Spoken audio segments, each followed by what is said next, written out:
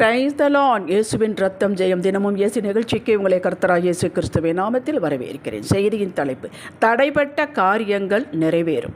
ஆதார வசனம் எஸ்றா 7ஆம் அதிகாரம் 27வது வசனம். எனக்கு தயவு கிடைக்கப் பண்ணின எங்கள் பிதாக்களின் தேவனாகிய கர்த்தருக்கு ஸ்தோத்திரம். கிறிஸ்துவுக்குள் அன்பானவரே, ஒரு சிறு ஜெபம் செய்வோம். தகப்பனே, இந்த செய்தியை கேட்டுக்கொண்டிருக்கும், தொடர்ந்து கேட்டு வரும் அப்போவுடைய மக்களுக்கு ஏன் இந்த தடை, ஏன் நின்று போயிட்டு நான் எப்படி செய்வேன் என்று கலங்கி இருப்பவர்களுக்கு இன்று ஒரு அடையாளத்தை காண்பித்து அருளும். இறங்கி கிரியை செய்யும் ஆண்டவரே, உமக்கு ஸ்தோத்திரம். இயேசுவின் நாமத்தில் பிதாவே, ஆமென். இஸ்ரவேல் மக்களின் முரட்டாட்டத்தாலும் நியாய பிரமாணத்தை கைவிட்டதாலும் பாகாலுக்கு தூபம் காட்டினதாலும் தேவனாகிய கர்த்தர் இவர்களை பாபிலோனின் கையில் ஒப்பு கொடுத்து விட்டார். அப்போது பாபிலோனி ராஜாவாகின்ற நேபுகாத்நேச்சார் வந்து தேவாலயத்தை படிமூட்டுகள், அத்தனை பரிசுத்த படிமூட்டுகள், தேவனுக்கு உரியதை எல்லாம் வெள்ளி பொன் பாத்திரங்களை எடுத்துக்கொண்டு போனார். யூதாவில் இருக்கிற எருசலேம் இருக்கிற ஜனங்களை சிறைக்கைதிகளாக கொண்டு போனார். அது மட்டுமல்ல, தேவாலயத்தை இடித்து தரைமட்டமாக்கினார். அலங்கம் இடிபட்டது, சுட்டரிக்கப்பட்டது. எரேமியாவின் வாயினாலே கர்த்தர் சொன்ன வார்த்தை நிறைவேறும்படி பாபிலோனில் பெர்சிய ராஜாவான கோரேஸ் ஆட்சி காலத்தில் தேவன் அவன் ஆவியை எழுப்பினதாலே அவன் எருசலேம் இருக்கிற தேவனுக்கு ஆலயம் கட்ட வேண்டிய திரவியங்கள் பொருள்கள் தந்ததுமென்றே பாபிலோனில் இருக்கும் யூதர்கள் விருப்பம் உள்ளவர்கள் போகலாம் என்று உத்தரவும் கொடுத்தார்.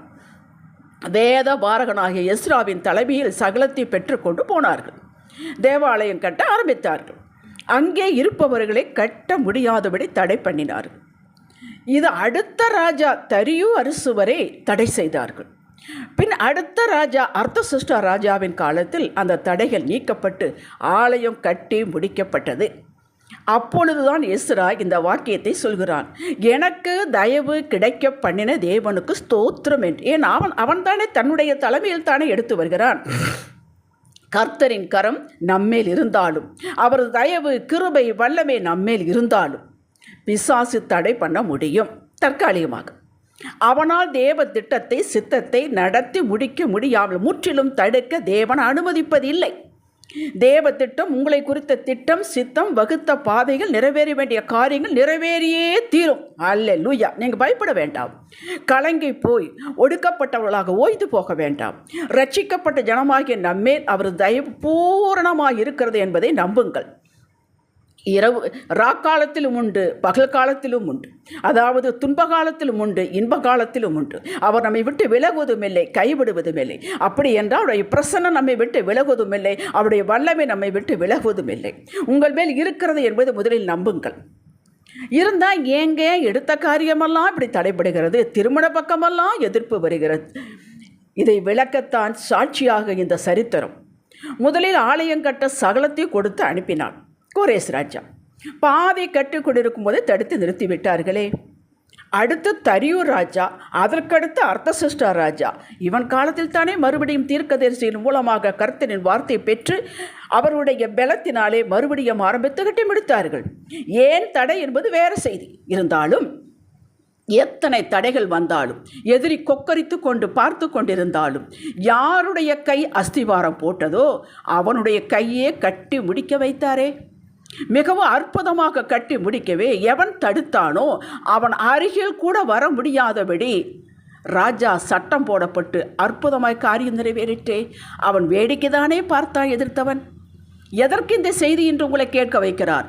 எதையெல்லாம் ஆரம்பித்து பாதியிலேயே தடைகளினாலே நிறுத்திவிட்டீர்களோ, இனி அவ்வளவுதான், இது நம்மால் முடியாது என்று முடிவு பண்ணினீர்களோ, உங்களை கொண்டே கட்டி முடிக்க வைக்க போகிறார். மறுபடியும் அந்த பிஸ்னஸ் ஆரம்பிக்க வைக்க போகிறார். அந்த உறவை சேர்த்து சமாதானம் மறுபடியும் வாழப்போய் வாழ்வு ஆரம்பமாக போகிறது. எது நிறுத்தப்பட்டதோ எனக்கு தெரியாது, உங்களுக்கும் கர்த்தருக்கும் தான் தெரியும். இந்த செய்தியை நம்பி இறங்க முடியுமா என்று சந்தேகப்படாமல், தகப்பனே இந்த செய்தியின் மூலம் என்னோடு பேசினது உண்டானால் எனக்கு ஒரு அடையாளத்தை காட்டுங்கள் என்று கேளுங்கள். அடையாளம் கிதியோனுக்கு அடையாளம் கொடுத்தது போல கொடுப்பார், காட்டுவார். இல்லாவிட்டார் உங்களோடு பேசுவார். நியாயாதிபதிகள் 6ஆம் அதிகாரம் 17வது வசனம் 39-40 வரை தயவு செய்து வாசியுங்கள். இதை கிதியோன் கேட்டான். உங்களது தயர் என் மேல் இருப்பதை காட்டுங்கள் என்றான். காட்டினார். கர்த்தரின் தயர் அவன் மேல் இருக்கிறது, இனி அவன் ஜெயம் எடுப்பான் என்பதை எதிரியின் சம்பாஷணையின் மூலமாகவே காட்டினார். நியாயாதிபதி 7ஆம் அதிகாரம் 13-14 வசனங்களை வாசியுங்கள். தடைப்பட்ட திருமணம், நிறுத்தி போடப்பட்ட கட்டிடம், மூடி போட்ட துறவுகள், பிடுங்கப்பட்ட உறவுகள் அனைத்து உங்களிடமாக திரும்பும்.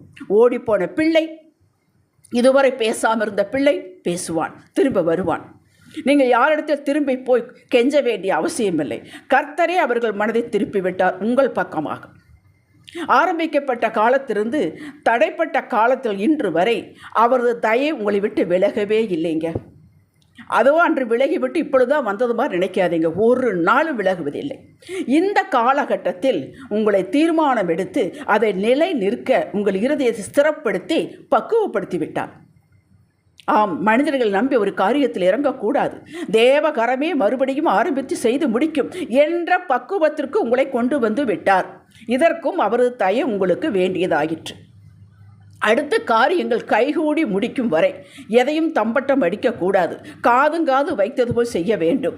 வாயின் வார்த்தைகளுக்கு காவல் வேண்டும் என்று உங்களுக்கு புரிய வைத்து விட்டார். இதற்கும் அவரது தயை உங்களுக்கு தேவைப்பட்டது.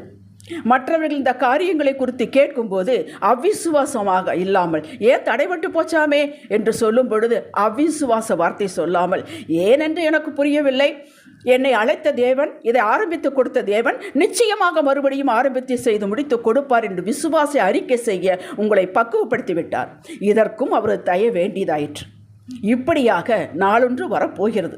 அது இந்த வருடம் 2024 முடிவடைவதற்குள் சகலத்தை நேர்த்தியாக செய்து முடித்து உங்கள் மேல் அவரது கரம், தயை, அன்பு, வல்லமை இருக்கிறது என்பதை சுற்றியுள்ள அனைவரும் கண்டு தெய்வ பயம் பிடிக்க செய்வார். விசுவாசித்தால் உங்களுக்கு நடக்கும்.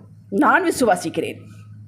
ஜெபிக்கலாம். தகப்பனே, நின்று போனது, தடைபட்டு போனது, மூடப்பட்டு விட்டது, ஓடி போனது, பிடுங்கப்பட்டது அனைத்தையும் என்னை கொண்டே செய்து முடிக்கப் போகிற உமது கிருபைக்கு உம்மை ஸ்தோத்திரிக்கிறோம். இடைப்பட்ட காலத்தில் என்னை புடமிட்டு பொன்னாக விளங்க செய்தமைக்கு ஸ்தோத்திரம். நானும் எஸ்ராவை போல எனக்கு தயவு கிடைக்க பண்ணின என் தேவனுக்கு ஸ்தோத்திரம் என்று சொல்லுவேன் ஆண்டவரே.